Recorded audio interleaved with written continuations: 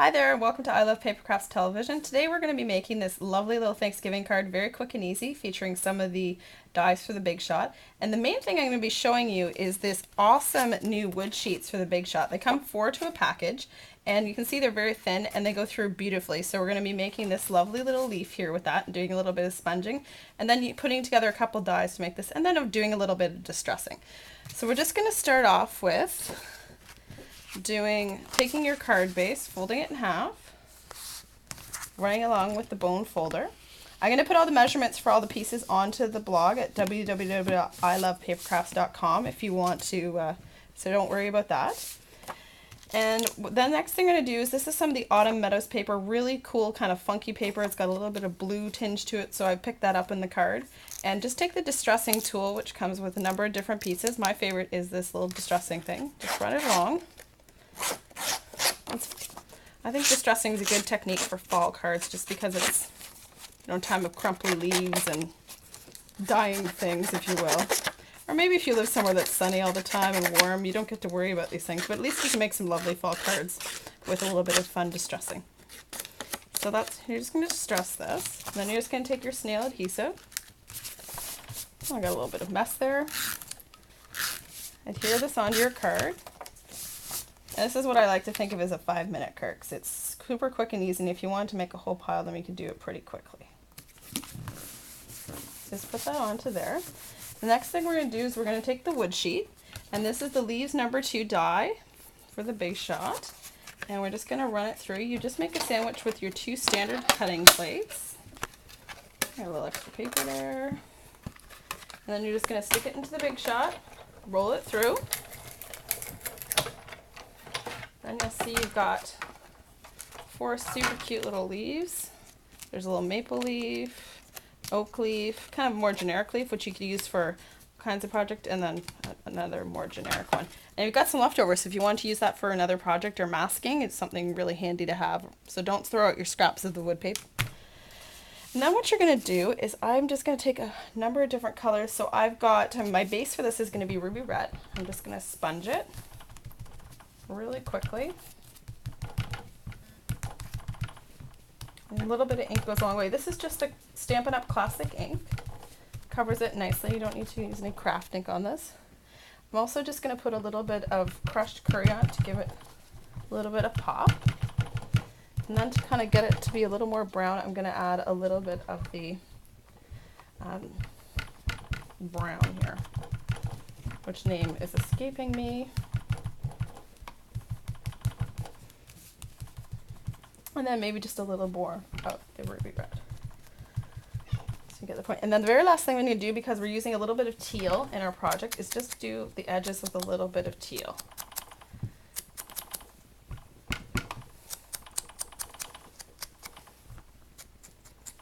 And we'll just put those sponges aside. So you've got your nice little leaf ready to go. Got a bunch of extras you can use on a different project. And then I've pre-cut with my Big Shot. Cut a 2-inch circle. I'm just going to scrumple it up again to go with kind of the distressed look of the card, and then flatten it out. And I'm just going to sponge that with a little bit of chocolate chip classic ink, just so it's not quite as brilliant. And then I'm going to do the same with this. Okay, it's driving me crazy not to know the color of this ink. Why can't I remember it right now? Soft suede, one of my favorite colors, couldn't remember it for you. So everyone who thinks that everyone knows all the Stampin' Up! Colors, when they introduce 6 new ones, there's always one that cannot remember. So just do a little bit of stressing on that. Then I'm just going to take a little bit of snail adhesive, put it on the back of my leaf, pop it onto there, then take some Stampin' Dimensionals, layer 3 of those onto there, pull off the back. Line that up so it's a little bit off. And then I'll put that aside for my And then I'm going to show you how to make the thankful. So you're probably thinking there isn't a die that says thankful. So what I've done is I've taken the Sizzix Joyful and Thankful, and we're going to combine them together into thankful. Because we've got one that says thanks or thank you and joyful. So you're just going to take your standard cutting sheets. You're going to put your platform on tab number 2. Make a little sandwich yet again. And this is the Taken with Teal from the Rich Regal's Color family. Run it through. And we're just going to pop that one off. And pop that one on. I'm a bit of a lazy big shotter, and I tend to always have it go back and forth through because I find it a little more efficient. Just pull this out. So now we've got Thankful and using 2 little dies. These dies are great, so if you don't have a whole alphabet, you've got as many letters as you need to make some combination of different words. And again, thanks. So all this week, I'm doing Thanksgiving projects on the blog because Canadian Thanksgiving is this coming week. But for my US friends, you'll have a lot more time to make these projects. But I'm going to do another video with kind of a box you can take to hostesses later this week. All right, pop out there. Okay, we're just going to put this aside. So then all you're going to do is take the 2A glue pen. And what I always recommend is spell out your word. Instead of just sticking them on, make sure you've got all your letters. That one hasn't flown away on you or something.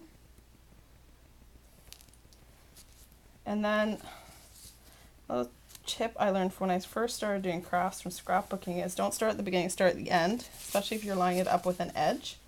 Take the 2A glue pen. I'm just going to put those on there. And you're just going to pick them up with your finger. Could use tweezers if you want to fuss around with that. And you might find your letter. What I always find is I just use the other end of my glue pen. So you're just going to go ahead and adhere all of those on. In the interest of time, I don't think everyone needs to see me doing massive amounts of gluing. And I'm just going to stick that on like that. And then you're going to have a finished card. So thank you so much for checking out my video on this distressed card and checking out the wood sheets. I really recommend them, and they're a great product. And if you want to get the measurements and some details for this card, you can go to my blog at www.ilovepapercrafts.com. Thanks so much for checking this out.